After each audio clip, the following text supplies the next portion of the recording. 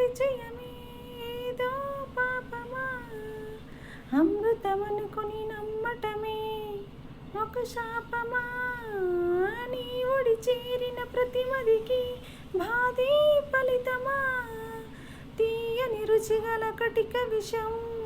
నువ్వే సుమా, పెదవులపై చిరునవ్వులదగా కనబడనీయవు నిప్పుల సెగ, నీటికి ఆరని మంటల రూపమా, నీ ఆటేమిటో ఈనాటికి ఆపవు కదా, నీ పాటేమిటో